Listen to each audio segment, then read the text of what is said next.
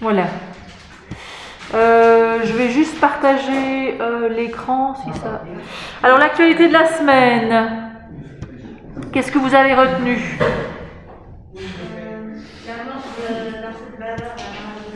Ah oui, ça je l'ai même pas noté, c'est vrai. Vous pouvez le noter. Donc effectivement, mort de Maradona, je l'avais pas noté.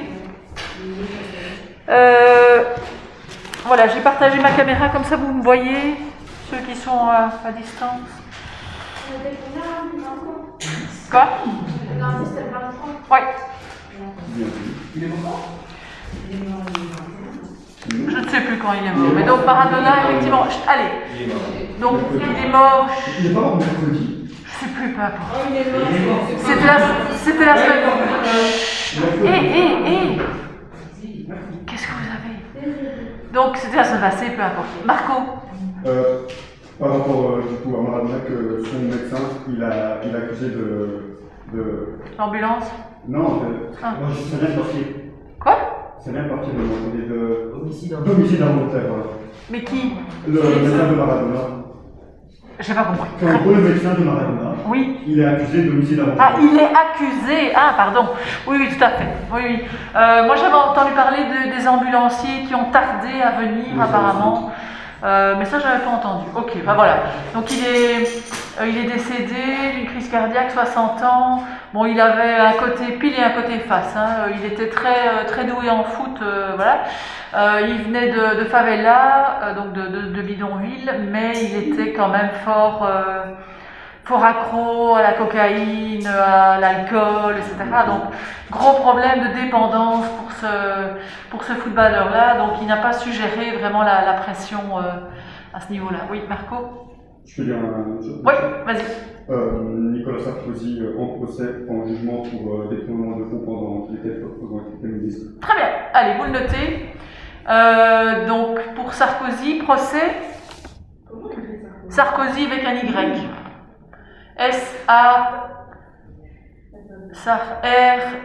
R-K-O-Z-Y. Donc effectivement, le procès a débuté en France, à Paris, et donc pour blanchiment d'argent et aussi détournement de fonds, mais aussi des fausses signatures. Enfin, voilà, donc il est accablé de plusieurs choses. On verra bien. Quoi d'autre comme info? Il y a pas eu une manifestation? Oui, laquelle? Parce qu'il y en a eu tout plein. Il y en a eu à Paris, non? Alors, il y a eu, oui, en France. Alors, effectivement, donc ça c'était un gros fait par rapport à ce qu'on a vu la semaine passée. Donc, il y a eu pas mal de manifestations, essentiellement, si j'ai bonne mémoire, vendredi et samedi, dans plein de villes, qui rassemblent des gens qui sont contre les nouvelles mesures. Le couvre-feu, ouais. Ah non, non, ça c'est en Belgique. Les nouvelles mesures de sécurité.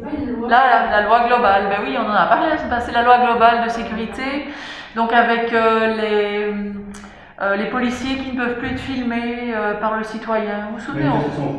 Voilà, on en a débattu la semaine passée. Par contre, il faudrait quand même noter loi globale de sécurité. Il faudrait quand même noter que, justement, cette semaine-ci, je ne sais plus le jour, mais cette semaine-ci, il y a eu un gros fait divers en France. Ça a fait le tour des réseaux sociaux, ça a tourné en boucle. Un producteur a été arrêté de façon assez violente par 4 policiers. Voilà, le gars ne portait juste pas son masque, entre guillemets, dans la rue, donc il s'est réfugié dans son immeuble où il y avait son bureau. Et donc, heureusement pour lui, il y avait une caméra de surveillance dans le hall. Et donc, voilà, on a tout filmé de A à Z. Plus après ça, les autres gars qui travaillent avec lui, puisqu'il est producteur, sont descendus, on continue à filmer aussi. Dans la rue, il y a eu des citoyens qui ont filmé. Enfin voilà. Donc il y a plusieurs prises de vue par rapport à ce fait divers. Il a été fort malmené. Hein. On a vu les images. Et donc en fait, ça c'était vraiment flagrant. Vous aviez la police qui avait une version de l'arrestation, et puis les caméras montrent tout à fait des choses différentes. Hein. Et donc voilà, je trouve que c'est intéressant, entre guillemets, d'avoir ce genre de fait divers cette semaine-là avec cette loi globale de sécurité. Donc ça montre quand même l'intérêt, je trouve, de garder la possibilité d'avoir des vidéos des faits et des gestes des policiers. Alors pas Nicolas Sarkozy, maintenant c'est Macron. Macron a dit hier soir et ça vous le notez, que les 4 policiers sont inculpés. Et donc voilà, ils vont quand même apparemment être pourchassés pour maltraitance. Donc voilà, on verra bien comment ça va se passer, mais en tout cas, M. Macron a quand même décidé d'agir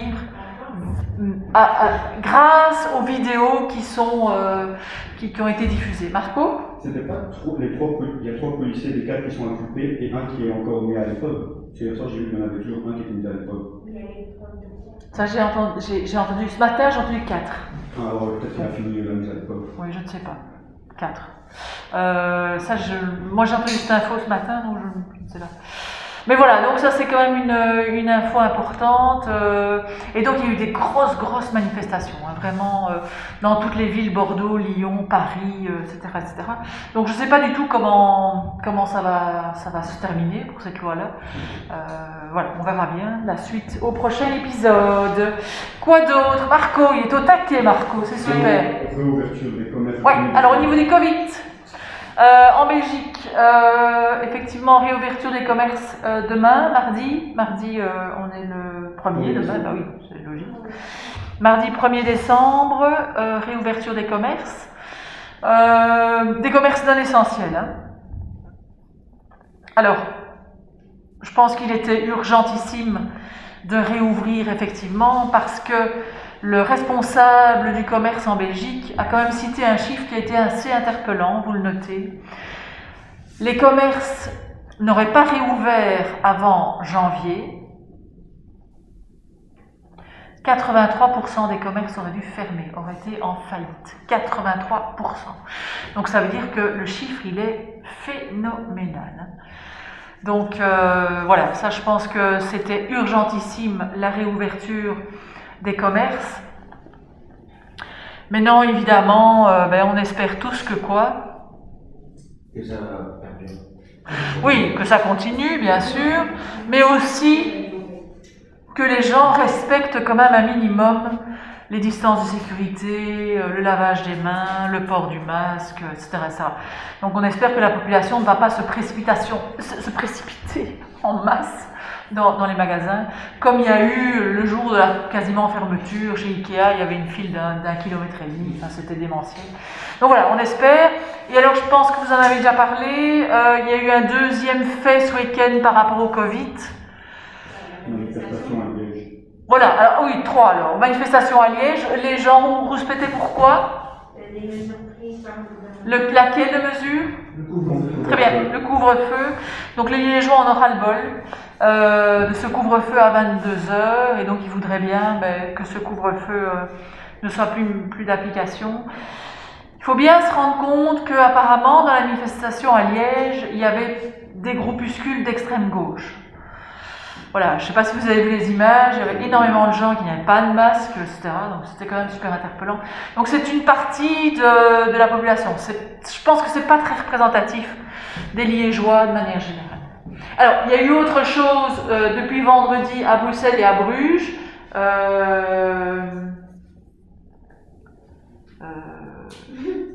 Oh, je suis plus sûre. Xavier ? Il y a un scientifique. Non, à Bruges et à Bruxelles. De quoi ? Je te pose une question. Qu'est-ce qu'il y a eu comme actualité à Bruges et à Bruxelles ce week-end ? À Bruges et à Bruxelles. Ouais. La sécurité, c'est tout ce qu'il y a eu. Les foules. Le ? Les foules. Ouais, la foule, effectivement. Où ça ? Oui. Donc ça, c'est à noter.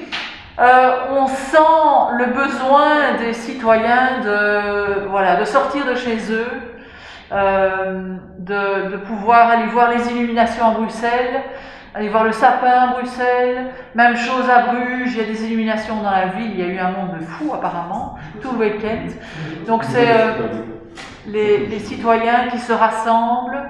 Alors évidemment que on peut comprendre, hein, les gens commencent à en avoir un peu marre de rester chez eux, voilà.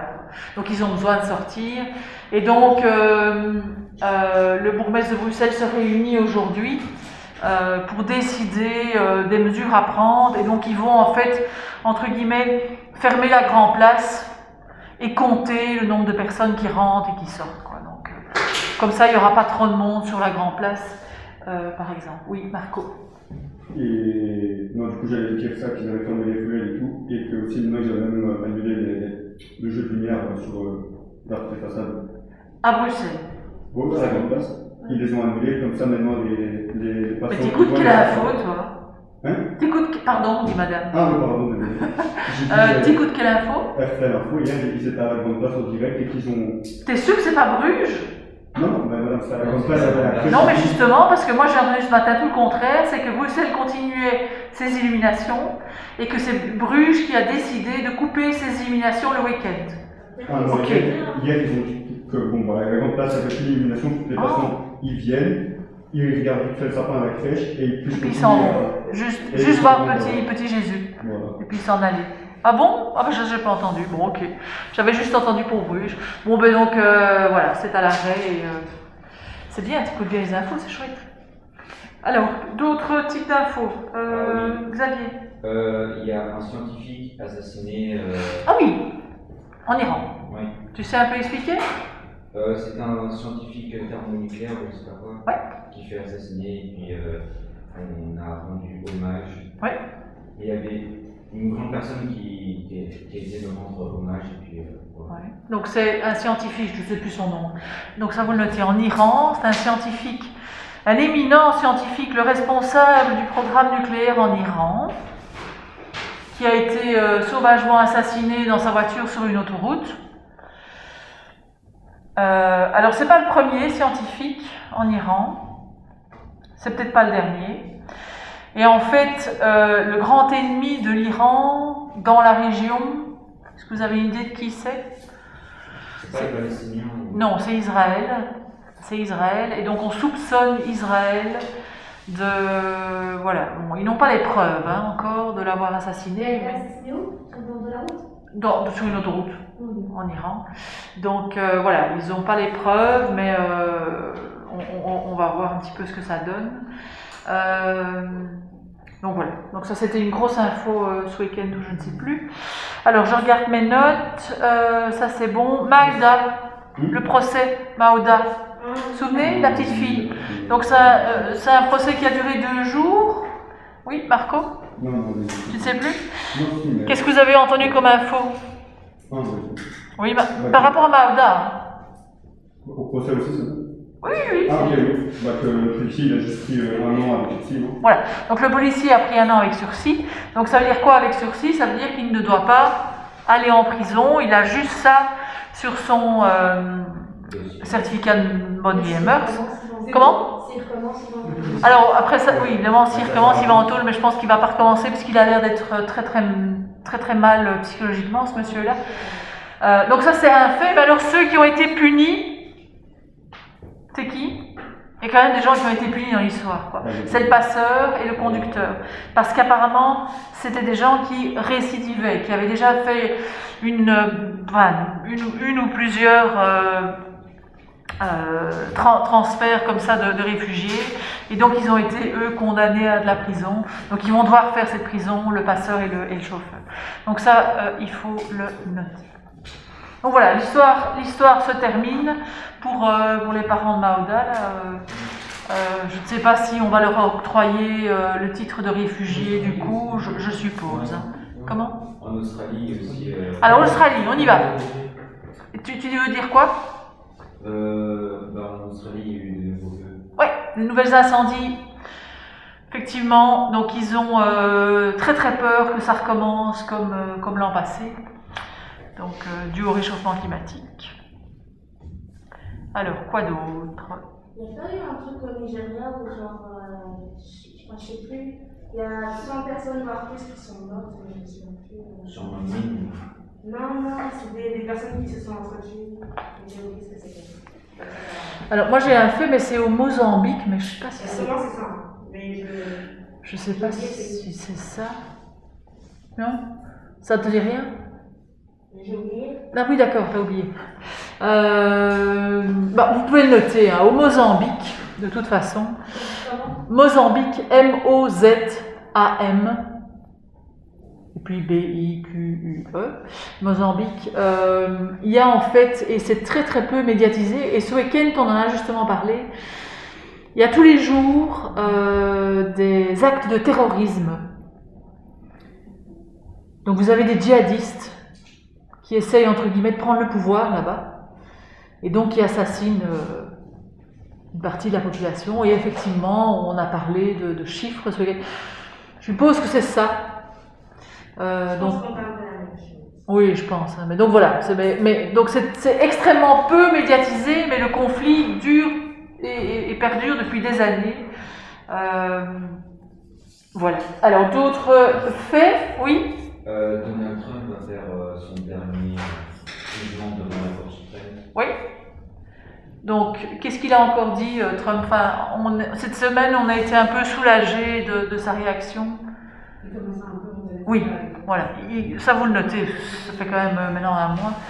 Trump commence à reconnaître sa défaite. Donc voilà, je pense qu'il va finalement passer le flambeau à Joe Biden. Voilà, il a l'air de se détendre un peu, mais il a encore tweeté la semaine passée qu'il était sûr qu'il allait pouvoir apporter des preuves de tricherie avant le 20 janvier, donc avant la passation de pouvoir. Voilà, je pense qu'il est dans son délire et qu'il n'arrive pas à sortir de ce délire-là. Donc ça, c'était une première info. La deuxième info aux États-Unis, on en a peut-être déjà parlé, c'est Joe Biden qui est en train de constituer son gouvernement. Et alors, il y a quand même une grosse figure qui est sortie la semaine passée, John Kerry. Je ne sais pas si vous voyez qui il est. Il va être responsable du climat au sein de l'administration Biden. Donc ça, c'est très, très, très positif. Vraiment. Donc, Kerry, K-E-2-R-Y. Notez-le parce que c'est quelqu'un qu'on va voir. Y. Kerry. K-E-2-R-Y. Donc John Kerry, bon, il est déjà. Comment ? Il va être responsable du climat.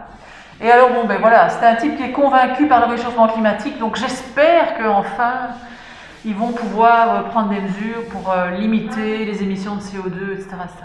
Oui, Chloé. Il y a des nouvelles manifestations qui sont prévues. Alors, des manifestations de quel type ? Comment ? Oui, bien sûr. Mais dans la rue ? Non.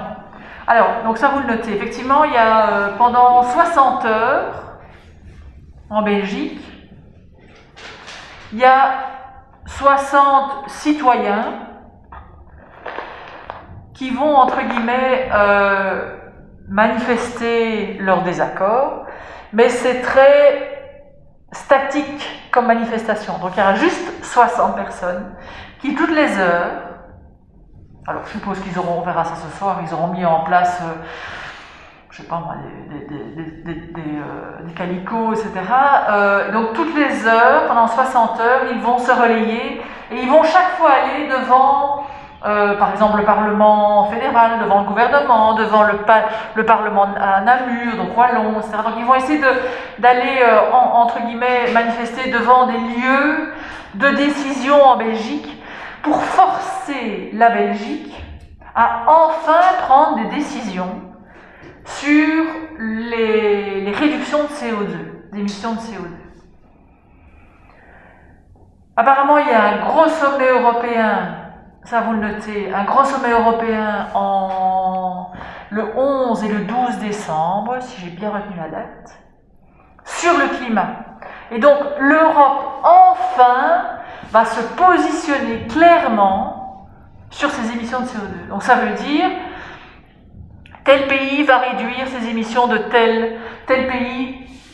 Donc chaque pays va devoir venir présenter un petit peu sa future démarche. La deadline, c'est 10 ans. On a 10 ans pour réduire de 60% nos émissions de gaz à effet de serre, vous le notez. Nous, Belges, on a 10 ans pour réduire nos émissions de gaz à effet de serre de 60%. Alors, le 60%, c'est parce que c'est par rapport à la Belgique, mais le 10 ans, c'est pour tout le monde. Voilà, donc on attend avec impatience de voir un petit peu comment réagissent les gens. Ça va? Oui, Marco. Ouais, vas-y, note. Du coup, que Boone, ils ont fini leur projet avec le parc éolien dans la mer du Nord et que grâce à ça, il y aura 10% qui vont être alimentés des énergies qui viennent directement de la mer du Nord. Très bien. Donc, et c'est en face de Zeebrugge, c'est ça? Je sais pas. Ouais, oui, c'est ça. Donc, c'est le parc éolien, effectivement, en face de Zeebrugge. Donc, vous avez le port de Zeebrugge. Eh bien, on voit déjà pas mal d'éoliennes. Donc, ils étaient en train de terminer ça, d'en construire encore. Donc, c'est énorme comme infrastructure. Et donc, voilà, ça va permettre à 10% de gens d'avoir une électricité qui est verte. Maintenant, c'est très très loin d'avoir le remplacement des centrales nucléaires. Je vous en ai déjà parlé, les centrales nucléaires. Mais c'est en Russie, ça, non? Comment tu dis?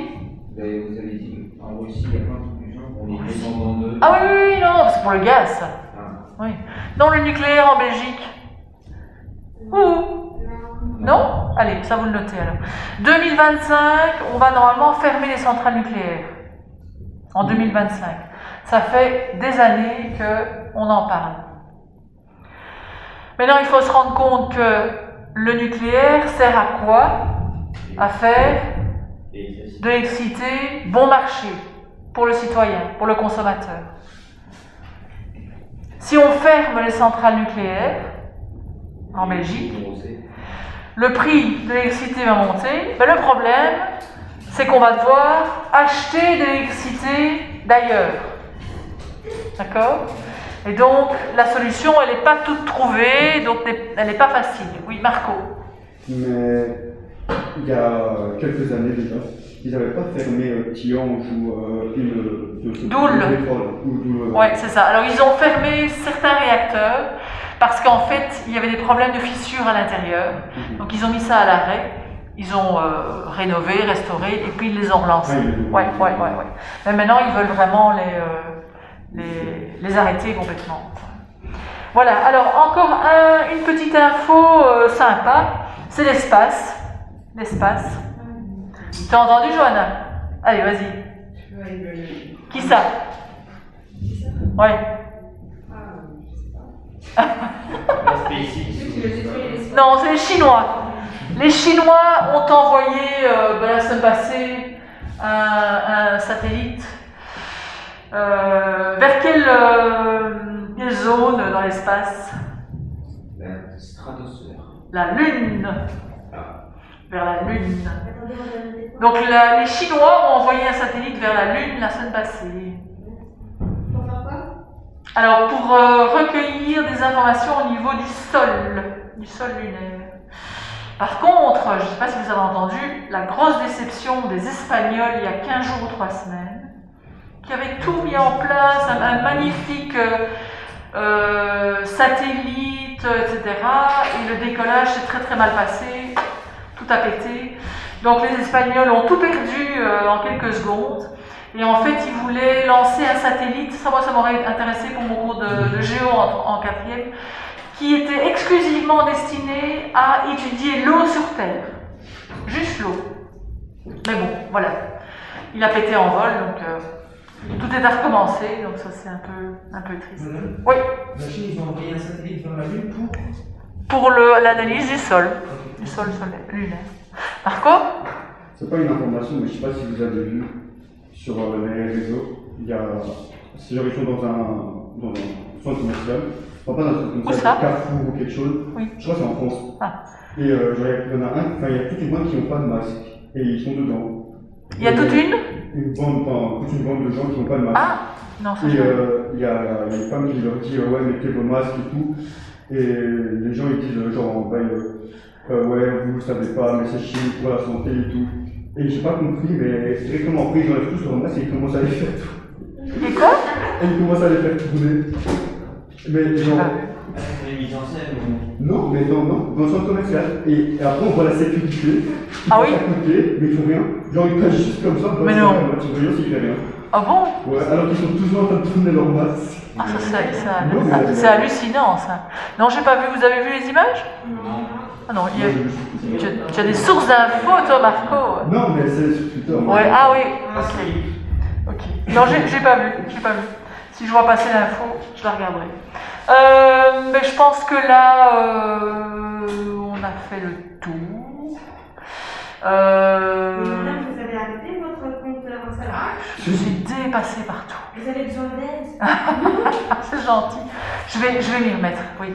Mais Instagram n'est pas pour moi quelque chose de spontané, entre guillemets, tu vois. Donc voilà, il faudrait que je m'y remette, oui. Mais je pense que pour l'actualité, c'est bon. Je pense qu'on a tout dit. Ouais. Ça va? Alors, je vais revenir à mon live. Non, je vais couper ça. Hop.